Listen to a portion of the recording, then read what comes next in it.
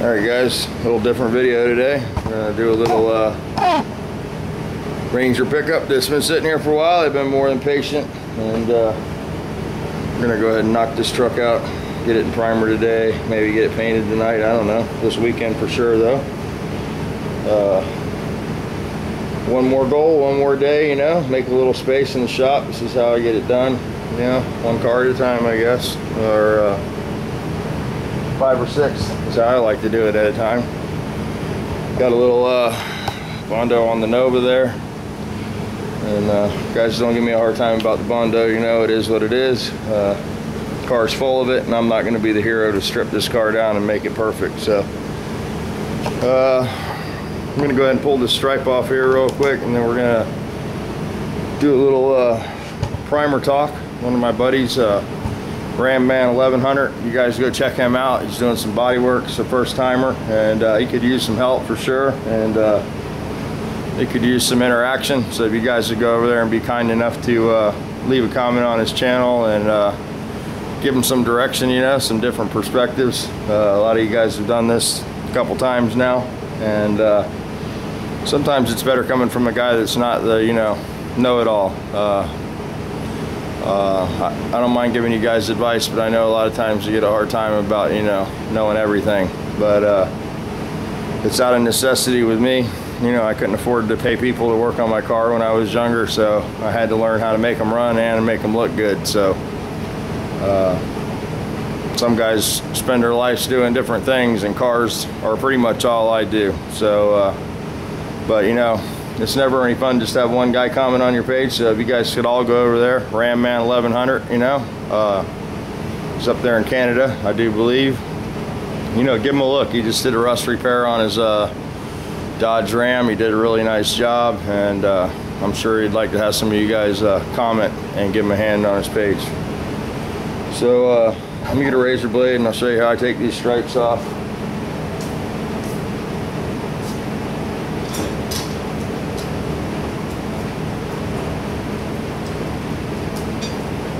I like to use a new blade just because it works best for me. But they make an eraser wheel for these stripes. Some of the clears will peel off of the eraser wheel, so you gotta be careful. You don't want to grab the edge of the stripe and get underneath it and work the razor, and it's a little tough to get it started, but once you get it started under the glue, much scrape right off without scraping the car.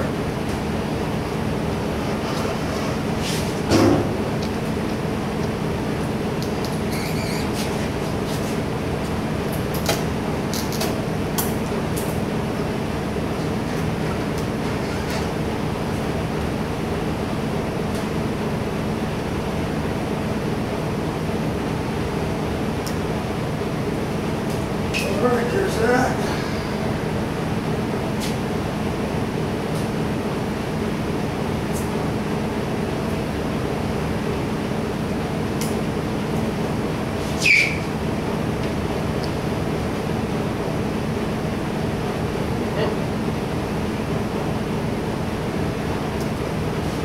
Alright, goodbye stripe.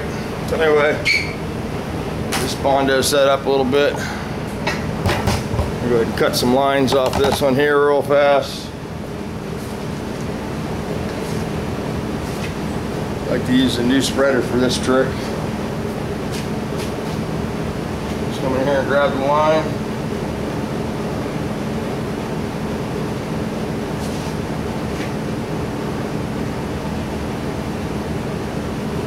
A little wet still. It's our first coat, doesn't really matter.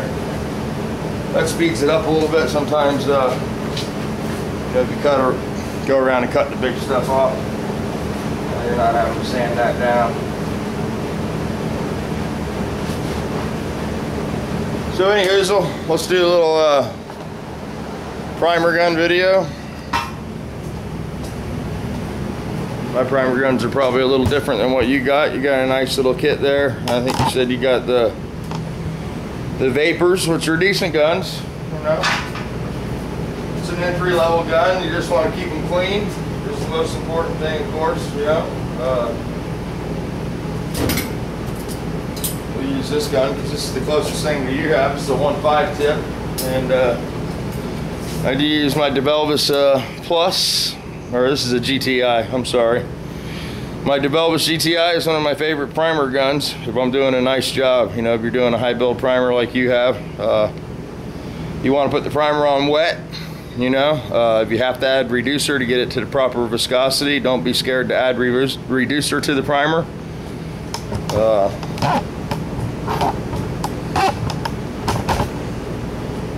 We talked about there's no room in the shop anymore, guys. So we talked about the primer viscosity before. You don't lose a whole lot of build if you put a little reducer in there. You can go up to 10% or 1 part usually. So your mixture is 2 to 1, I believe I saw on the can there. So it'd be 2 to 1 to 1. And you want to use a low VOC reducer, something compatible with that primer. You might be able to put a urethane reducer in it, but I would imagine your base coat system's probably low VOC also. As far as the fan adjustment on the gun, this is our fluid adjustment. This is the amount of material. I don't know if I'm in the shot here. This is sort of hard to do. How about if I try this? I'll flip the screen around and see if I can see anything. Shaky can. Anyway, your bottom screw is your fluid. You know, this determines how much fluid goes to the tip. I like to get this out as far as I can get it. You know, I like to put the maximum amount of product down, you know, and it seems to help it get wet. A lot of guys will choke this down and they get a real dry primer, and then it's, you know, you're sanding all that dry stuff. You want your primer to go on wet and be smooth. And a lot of times you have to add a little bit of reducer to get that to happen. All right, so that's our bottom adjustment, is our fluid adjustment. Our top adjustment is our fan.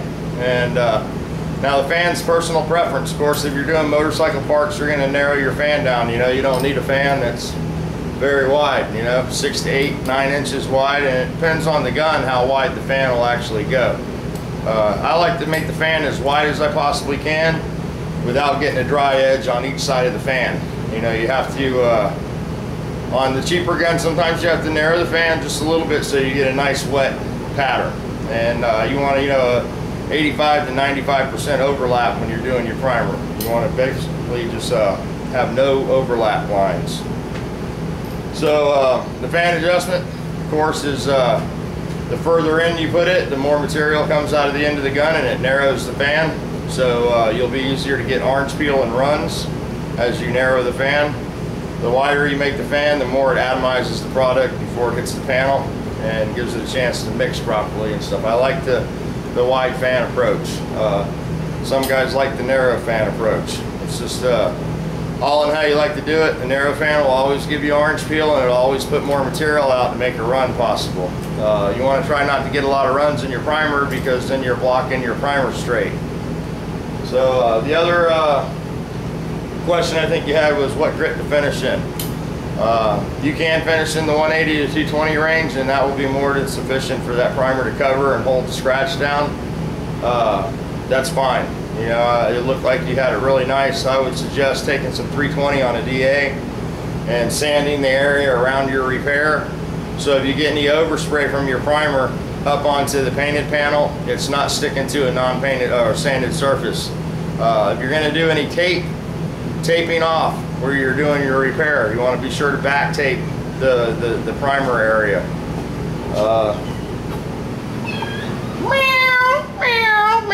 Let me show you what I'm talking about is on the back tape thing. A lot of guys don't understand this, and if you don't do this, you'll leave a hard line. So you don't want a hard line, because then you're sanding the line out. So we're going to use this hood for demonstration purposes. I'll go ahead and get the camera adjusted there. I think you can see the hood. I'll grab a piece of paper here and show you how to tape for primer.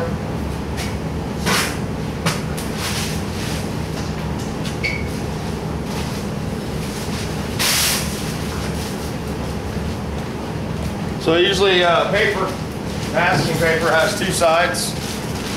You'll have the shiny side, and then you'll have the flat side. You know, I don't know if you can see the difference in the texture of the paper. But we always want to paint onto the shiny side. That's the, you know, the protector that's on the paper that keeps it from bleeding through the paper. Now you can't put it backwards, I guess, and let it bleed through the paper to the shiny protector, but it's not the preferred method. Now, let's say we're going to prime here. What I'm going to do is I'm going to put my paper on the panel backwards, upside down, shiny side down. And you're going to use your tape of preference. Mine's 2-inch, of course. It's going to run a line of your 2-inch tape over your paper. The paper's upside down at this point. Now what we want to do is flip the paper over. Okay? Now we have our shiny side exposed. And we have our soft line here. Ooh, that was weird to look at it like that. But our soft line. You know, our paint will go up under there and it won't leave a hard edge. If you have a sharp edge with a piece of tape and you prime to it with the high build primer, it'll actually put a line in your panel and you'll have a very hard time blocking that out where you don't see it, especially on black. Your truck looks black to me. So, okay, the only other tip on the primer is once you have your primer down, and you can do this even before you prime the car, you can start the guide coating process, you know. Let me see if I have any spray paint. Oh. Well, let's walk around in the shop. I know some people like that, you know, to walk around. But anyway, there's our short block all bagged up. If you haven't seen that video, check it out from last night. Oh, black paint, black paint, black paint. I might not have any guide coat, guys. Oh, got some right here, some bumper black. This will work for demonstration purposes. But, you know, basically, if you want to do a guide coat, you can hit this. Now, you got to remember, too, on the Bondo, when you're blocking Bondo, as a rule, the finer you get with the grit, the easier it is to make your Bondo wavy. So you want to cut your Bondo straight with the 80 grit and then take your scratch out with the, you know, re-guide coat it. Hit it with the 180 to take that scratch out and make sure you feather over the top of the Bondo. Now what I recommend, there's maybe one other guy in the garage that does this. I take 320 on the DA with a soft pad, and I'll go over the Bondo with some 320 in the surrounding area after I get my Bondo done. And what that does is it lets that primer lay onto a smooth surface rather than a porous surface with open scratches. The 320 sort of closes the scratch, lets the primer seal the repair up a lot nicer, and you'll notice that the primer goes on much smoother. But of course, after you prime it, you know, you're going to want to put a coat of guide coat on. Cheap spray balm. Don't use enamel. Try to get a lacquer spray balm. You know, this is bumper black. It's matrix, of course. But you know, I have a guide coat on my Bondo there, and now as I'm blocking that, it'll tell me where it's at, you know. So that's another little tip. So we went over the gun adjustment. I showed you the back taping trip. I recommend sanding the panel around the affected area with 320.